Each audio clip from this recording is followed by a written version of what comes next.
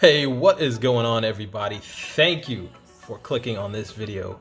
So it's been about 5 months now since the iPhone 11 Pro came out, and I've got some thoughts on it. So let's get started. Obviously, it is the latest and greatest that Apple has to offer in the smartphone realm.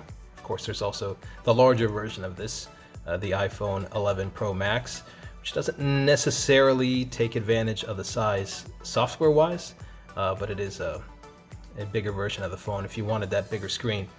So yesterday, Samsung announced its Galaxy S20 lineup, not to mention the Z Flip. And so you may be deciding between these two phones. You may be deciding that you need to upgrade pretty soon from your Apple iPhone, and you're dead set on an iPhone and you want to know whether you should go with this or the 11, for example, or just wait. So there are many reasons why you might be watching this video, but let's start with the hardware. Okay, so I think ever since the iPhone 8, the build quality has really improved for Apple, and ever since the iPhone 10, design has definitely improved. So, I mean, obviously, much has been made of the stainless steel finish. And with the iPhone 10, I felt like the stainless steel on the edges would just somehow out of nowhere pick up little scratches and nicks. And there were a lot of people reporting this, some tech reviewers, some customers. And I had never had that happen on the aluminum chassis on any of my Samsung Galaxy devices. I've got an S10 Plus here. But for some reason it was happening on the stainless steel. I think that has been alleviated. That problem has been fixed, because I don't see any of that so far on this iPhone 11 Pro. So that is very, very good news. Staying on the hardware and design front, I think the phone looks very, very good. I think Apple did a very good job with this. I do prefer the glossier glass back, especially to match the glossy stainless steel chassis, but the matte's fine. The matte looks pretty good as well. And of course, you can get one of the darker colors if you want to hide this camera housing, which of course is not super attractive. I think that would be the biggest flaw design-wise of the iPhone 11 Pro. And I think a lot of people would agree with that. But, you know, if you get the space gray or you get that darker green, it'll hide it a little bit. Not a big fan of the green color, personally. I think if you're going to go with this shiny metallic sort of design ethos, then you probably want to go with a neutral color or a metallic color of some sort. So obviously the front, the display with the notch, that's still there. Now my wallpaper kind of camouflages that notch a little bit. The bezels are still really thick. I feel like the bezels are still quite thick on this thing. And I don't know, I feel like they could do a better job with that. However, apparently they're going to be considering or trying to find a way to fit some of the Face ID mechanics into the bezel so that they can get rid of that notch. I'm not sure if they'll be able to do that. Apple's engineering sometimes lags behind. And by the way, just a forward to this, I know a little bit of a late forward, but I'm going to give you the most unbiased, hopefully neutral point of view I can about this. So I'm going to be saying good things about this phone, and I'm going to be saying bad things. Of course, a lot of it's going to be subjective. So, you know, I'm just trying to give you my honest opinion. I know sometimes people get a little bit offended if you talk badly about their favorite brand, whether it's Apple or it's Samsung or whatever else. But I'm just going to give you my honest opinion about this phone. And so I've been using it as my daily driver, and you know, there's some things I definitely miss about Android, but there are some perks to this software as well. I think iMessage has been a joy to use, although I don't think it's worth, if you were thinking of dabbling in something else, I don't think it's worth getting an iPhone just for iMessage. But you know, they finally have a dark mode that I've been enjoying on, I think it was the Nokia Lumia series on all the Windows phones since like 2012. So I mean, that part is pretty cool. And let me tell you something, the dark mode is integrated very, very well, including Google and Microsoft apps like Chrome, Outlook, OneNote, even the ESPN and Weather Channel apps have a nice deep dark mode in here, and we don't have that yet on the Android smartphones. So even though Android was first to dark mode, I think some software developers have put their dark mode first on Android, but some of them have put their dark mode, integrated it first on their iOS versions of their apps. So you see the Weather Channel app here as well. It's still light on Android 10. So for whatever that's worth, I personally am a very, very big fan of dark mode on phones. I would say that ever since 2012, it was a bit of a deal breaker for me if a phone did not have a dark mode. Of course, on the Samsungs, for years and years, you could kind of have a dark mode by changing your theme. So it wouldn't be system-wide, but it would be pretty close to it. So very good job when iOS did switch on its dark mode. Did a pretty good job with that. I still find the launcher a little bit lacking. I'd like to be able to change my icon packs, for example. Still can't do that. You know, basically the only thing you can change is the wallpaper, and you can move the icons around a little bit. You can create folders, but yeah, there's, you know, I'd like to have kind of my home screen be as minimalist as possible, and then I like the idea of being able to just swipe up from anywhere on the screen to see my list of apps on Android, or swipe down from anywhere on the screen to get my you know, my quick panel with all my information, my notifications, and quick settings and things like that. So you still can't do that here. You still have to swipe on one side or the other to get all that stuff. So, but you know, it's iOS. If it's something that you're used to, then you won't mind it. But it's one of those things where when you experience how much more streamlined and quick it is on some other operating systems, then you realize that, oh, okay, I was missing that and I didn't even know it. But yeah, so I wish we could freely place widgets. You still can't do that, so you're going to have all your widgets on one page when it comes to iOS instead of being able to place it anywhere you want. So, I mean, it's still an iPhone. A lot of what I'm saying here doesn't pertain just to the iPhone 11 Pro, but I'm trying to give you as complete a picture as possible, including things specific to the phone and just specific to iPhones in general. I've mentioned iMessage, which I'm not going to open it up just because you're going to see a bunch of phone numbers, and I don't think those people will appreciate that. But one thing I wish they would integrate into iMessage that you can do in a lot of the messaging apps on Android, you can't hide threads. You can't hide threads, you know, without blocking people. You know, it'd be nice sometimes to be able to hide a thread, but you can't do that on iMessage, and I think that's a major feature that's missing. And as we've seen is the case over the years, things like this do eventually make it to the iPhone, but it just takes a little bit longer.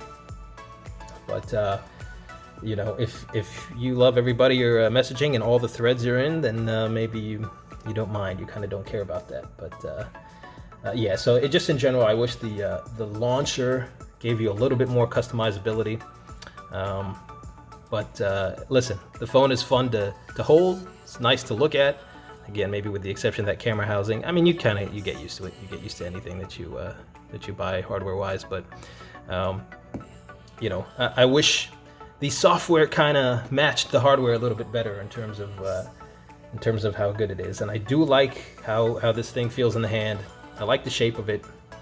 It's heavy, but you know, some people don't like heavy phones.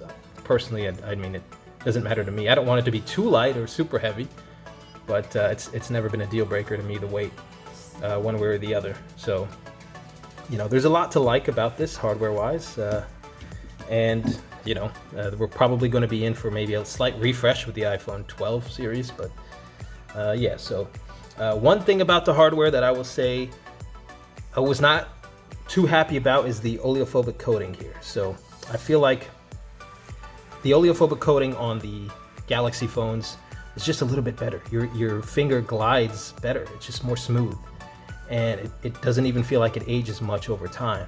You know, I don't use screen protectors, so I'll preface it with that. And so the oleophobic coating on these is just it's just a lot.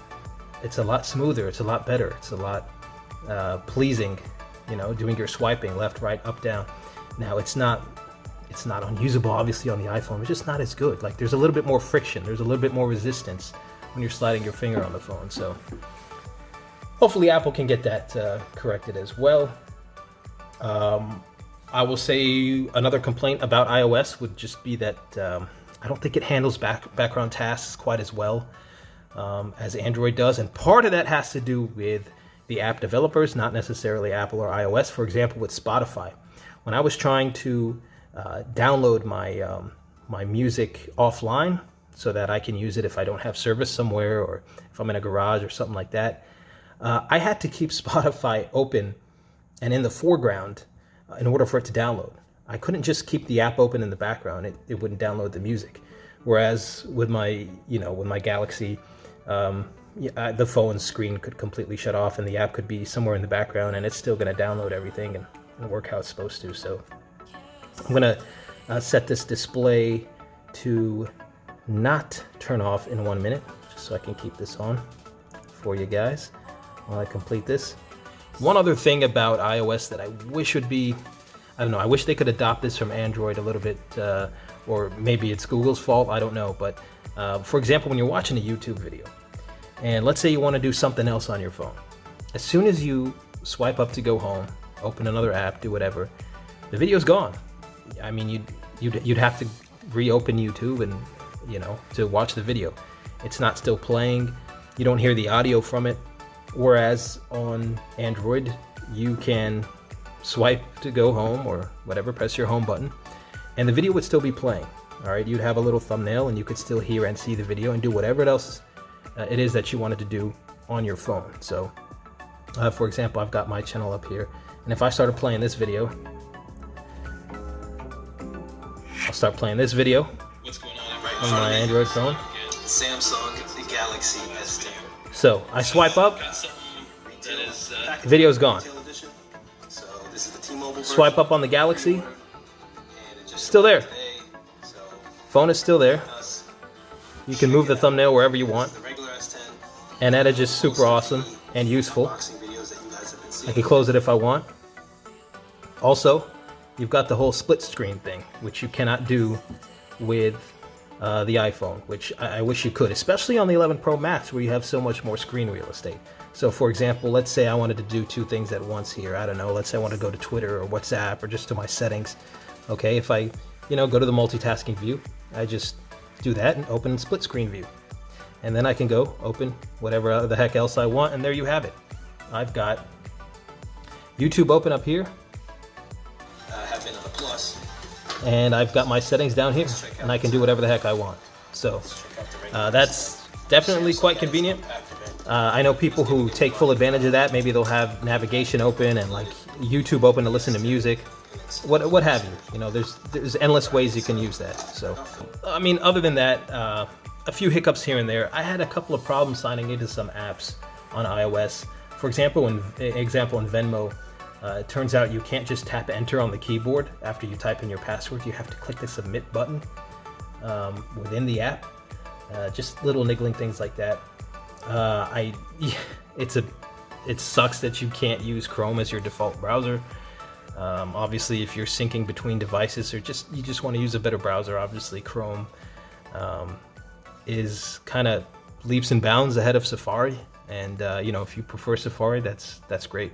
I just mean in terms of, functionality and features. And for example, if somebody sends an article in another language and I want to translate it to English, if I just tapped it and it opened in Chrome, it can instantly translate like that, where you can't do that in Safari. However, there is that workaround now where you can kind of tap and hold on a link and open in Chrome. It'll let you open it like that, but you can't make it your default browser. Wasn't too fond of the Mail app built in. However, of course, you can download Gmail and take advantage of that. I know a lot of people do that. Outlook is also works quite well on iOS. The default keyboard leaves a little bit to be desired. Does the predictive text, and just there's a lot of wasted space on the keyboard. A lot of wasted space on that keyboard, and I just wish that wasn't the case. The whole bottom row is. You've got two buttons on either side and just a ton of empty space. So I don't know, like where can we, or I can show you an example here of where we can see that. So you see the keyboard here, and you've got the emojis here, and you've got your microphone for voice input here. And That's just a lot of wasted space compared to some other keyboards. Within, for example, Android, I like to use SwiftKey. And here in SwiftKey, you see you've got you've got all your keys here. You've got your number row. You can press and hold for a special character, and you've got much more in the bottom row. You know, you just got much more. You can flip to see the numbers and special characters if you want. You've got your emojis here. Press and hold for your voice input here, which is also a comma. You got your space bar. You know, just you get a lot. They take advantage of the space a lot more, and it's just you find that your experience is much faster typing. So it also depends somewhat on what you're used to, but you know, if you're used to both, or you're somebody who's kind of a tech enthusiast and can go back and forth, I think you'll notice how the keyboards operate just a little bit more efficiently on Android. So it's a solid phone. I mean, they all do the job. We're talking about quote unquote first world problems here. So if you are, again, you're set on an iPhone specifically, logically speaking, it's their latest one. This is the best one you can get. Okay, you're going to get very good hardware. Kudos to Apple for the color options as well. So, you know, obviously black, white, you've got the gold, or the white is technically called silver, and you've got that green option. Battery life has been really, really good, which has been a market improvement on, let's say, the iPhone 10. Now, is it spectacular and amazing? I mean, there are phones with better battery life, but it has improved. Now, granted, iOS doesn't do a lot in the background. You don't have, for example, an always-on display there. But they made the phone slightly thicker than the 10s, for example, and with that, you know, or than the 10 as well. And I think they were able to fit a little bit more battery in there and just optimize the operating system a little bit more to improve the battery life to compete with some of the other flagship phones out there. Another gripe I have is that you cannot adjust the volume for specific settings very well. Like, let's say your phone is connected to your car's audio system and you want to turn notifications down. Well, you turn notifications down, you're going to turn the ringer down. And let's say you only want notifications off as far as notification sounds when you're connected to your car, but not when you're not connected to your car. You can do that on the Galaxies. It'll remember that sound profile. And so when you're in your car, notification sounds will be turned off. As soon as you're disconnected from your audio system in your car, notification sounds are back on. So there's a lot they can do to customize audio and just be a little bit smarter without much tampering with it yourself, or having to go back and forth and keep changing settings several times a day. So another good thing about this phone has been the camera improvements. Apple has done a very good job improving the quality of images, both from the main shooter, of course, adding a wide-angle lens, and you know, it's quite good. I'm not sure if it's quite as wide as the one on the Galaxy S10, for example, but it's certainly wide enough, and you know, that's been a game changer. When I got the S10 and had the wide-angle lens and took it on vacation, I was like, how was I taking photos, even videos before, without that? So that is going to be a huge improvement, something that's certainly going to improve your quality of life in terms of how you capture vacations and moments and so forth, because that wide-angle lens, I tell you what, you are probably going to take, I mean, everybody's different, but I want to say half my pictures now are taken with that wide angle. So that tells you how big of an influence it's had on the camera systems. So look, overall, if you were comparing this phone to, let's say, an S10, and you are not married to a particular operating system, you know, I'd still say to get the S10 for a bunch of different reasons. I mean, even though, for example, the iPhone now does have wireless charging and has had that since the iPhone 8. You have the PowerShare, the reverse wireless charging. Again, I can't tell you how many times I've saved a friend or family member's phone from dying, iPhone specifically, by being able to charge their phone using my phone, or just accessories like the Galaxy Buds or my watch here. So, look, you can't go wrong with either. Like I said, they're both going to do the job. But if you're choosing between these two, my money would, I think, definitely go toward the Galaxy. Even just the S10, if you're choosing between these two. I can't compare it yet with the S20. You see videos coming out saying iPhone 11 Pro versus Galaxy S20.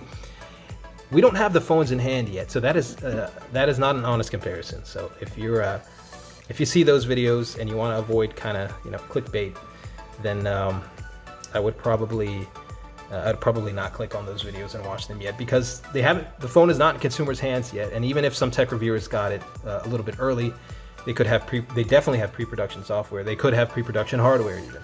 So, but yeah, if you are comparing to the S10, I would still, I think, go with the S10, and maybe you're comparing with the Pixel as well, and that's maybe a little bit of a closer comparison.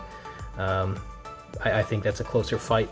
I'm not sure who I would give it to, but when it comes to the iPhone 11 Pro, if you decided to use your upgrade on this, and you are a previous iPhone user and you only go with iPhones, you're not going to be sorry. You're going to like this thing. However, I will caution, if you are somebody that likes to keep your phone for 3-4 years, I would wait for the iPhone 12, and I'll tell you why. I know that may sound like a bummer, but I'm just telling you, 5G is probably going to become ubiquitous by next year or the year after. The iPhone 12 should have 5G connectivity.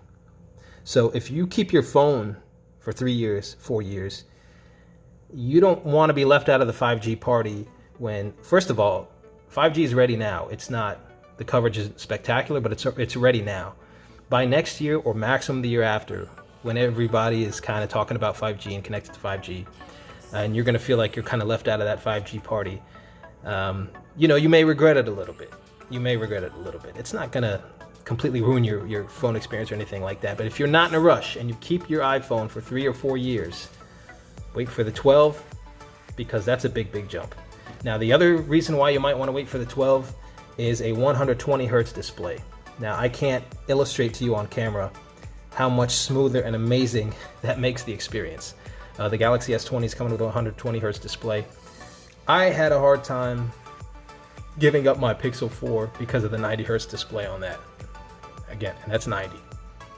The OnePlus 7 Pro had a 90 hertz display as well. I found it's a bit smoother on the Galaxy. I mean, both of them are smooth, but the Pixel. Both of them are smooth, but the Pixel's animations were a lot better than the OnePlus 7 Pro's animations. So that kind of melded the two experiences and made for something awesome.